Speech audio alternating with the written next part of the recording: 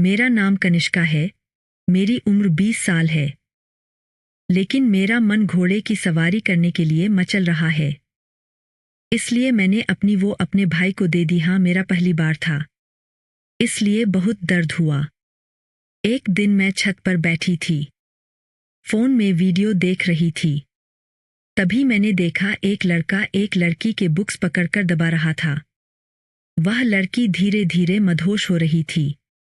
आखिर मैं भी एक लड़की हूँ, 20 साल की खूबसूरत और जवान हूँ। लेकिन मेरी जवानी को ठंडा करने वाला कोई नहीं था। एक दिन मेरे मौसी के लड़के का फोन आया।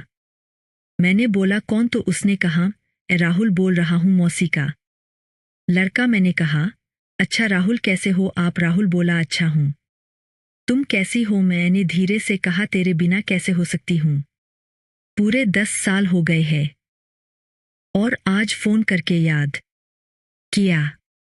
फिर मैंने पूछा तो तू जवान हो गया होगा और तेरा घोड़ा भी मस्त होगा। राहुल बोला कौन सा घोड़ा? मैंने कहा मैं तो मजाक कर रही थी। अच्छा ठीक है, इतना कहकर उसने फोन काट दिया। राहुल के आने की खुशी में मैंने उसकी पसंद का हलवा बनाया और यह सोच सोच के खुश हो रही थी कि आज राहुल के घोड़े की सवारी करूंगी।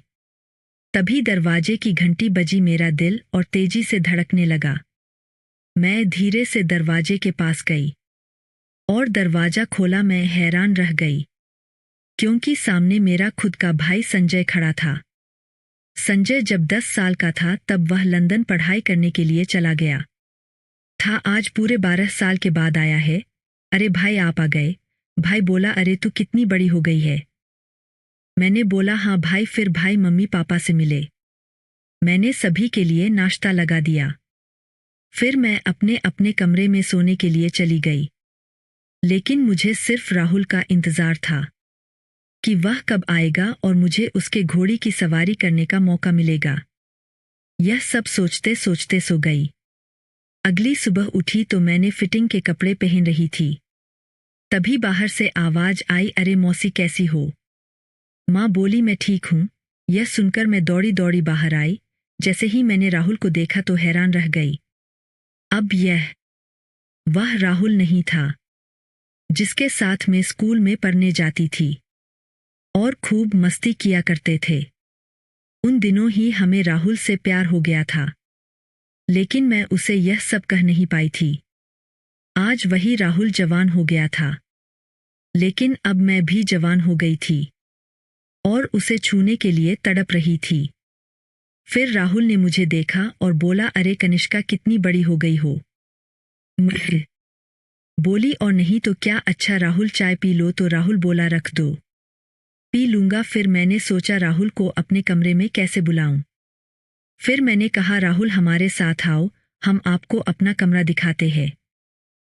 राहुल बोला इतने दिनों के बाद आया हूं, जी भर कर देखूंगा। मैंने बोला राहुल मैं कब से तुम्हें देखने के लिए तड़प रही हूं, तुम हो कि मेरी सुनते ही नहीं हो। हम दोनों ने एक साथ चाय पी रहे थे। तभी राहुल के फोन पर एक कॉल आया और वह बात करने चला गया। उसके फोन पर किसी लड़की की आवाज आ रही थी। मैं समझ चुकी थी कि वह अपनी गर्लफ्रेंड से बात कर रहा है। मैं अंदर से बहुत टूट चुकी थी क्योंकि मैं राहुल के साथ वो सब करना चाहती थी जो एक पति पत्नी करते हैं। कितने सपने देखे थे मैंने राहुल के साथ, जो सारे सपने एक पल में ही टूट गए थे।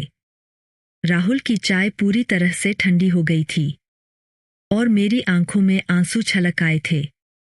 तभी अचानक राहुल मेरे पास आया और बोला कनिष्का मुझे जाना बहुत जरूरी है, मैं फिर कभी आऊंगा। मैंने चुपके से अपने आंसू पोंछे और कहा क्यों नहीं, आखिर आपकी लगती ही कौन हूं। राहुल बोला ऐसी बात नहीं है। मैंने राहुल का हाथ पकड़ा और बोली क्या मैं तुम्हें पसंद नहीं हूं? क्या मैं आपकी गर्लफ्रेंड जितनी सुंदर नहीं हूं? राहुल बोला ऐसी बात नहीं है कनिष्का, तुम हमें जब स्कूल में पढ़ती थी तब भी पसंद थी और आज भी पसंद हो। फिर मैंने कहा क्यों इतना तड़पा रहे हो?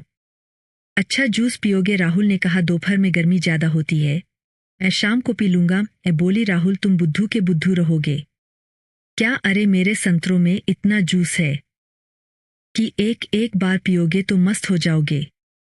राहुल बोला हम ऐसा नहीं कर सकते, अगर संजय भाई को पता चल गया तो वह हमारी जान ले लेंगे। राहुल कहा मैं बताने जा रही हूं। भाई हम दोनों बात कर ही रहे थे कि अचानक भाई आ गया और बोले तुम दोनों कमरे में अकेले क्या कर रहे हो? मैं बोली कुछ नहीं भैया, बस बैठी थी। मैं वहां से किचन में आ गई और सबके लिए खाना बनाने लगी। सबके लिए खाना लगाया तो राहुल ने कहा संजय भाई हम घर जा रहे हैं, मम्मी की तबीयत खराब। तुम बोली राहुल आज रुक जाओ, कल चले जाना। जैसे तैसे मैंने राहुल को मना लिया। मैंने सोचा आज रात को धीरे से राहुल के साथ मस्ती करूंगी। तभी भाई ने बोला कनिष्का मैं बाहर घूमने जा रहा हूं, कल आऊंगा, तुम चलो। मैंने कहा भैया मेरी तबीयत ठीक नहीं है, इसलिए मैं मम्मी पापा के साथ रहूंगी। भाई बोला मैं सब जानता हूं, तुम मेरे साथ क्यों नहीं जाना चाहती हो? क्योंकि तुम राहुल से प्यार करती हो। यह सुनकर मैं हैरान रह गई और बोली भैया आपको यह सब कैसे पता? तो भैया बोले जब आपके कमरे के पास पहुंचा तो आप दोनों की बातें सुन ली थी, इसलिए तुम कुछ उल्टा सीधा काम नहीं करोगी, नहीं तो मैं तुम्हें छोड़ूंगा नहीं। मैं बोली भैया मम्मी पापा को मत बताना, नहीं तो वह हमारी जान ले लेंगे। भाई बोला ठीक है, मैं मम्मी पापा से बात करके तुम दोनों की शादी करा दूंगा। तो दोस्तों यह थी आज की वीडियो। अगर आपको हमारी वीडियो अच्छी लगी हो तो लाइक कर दीजिएगा और अपने दोस्तों को शेयर कर दीजिएगा। चैनल पर न्यू है तो चैनल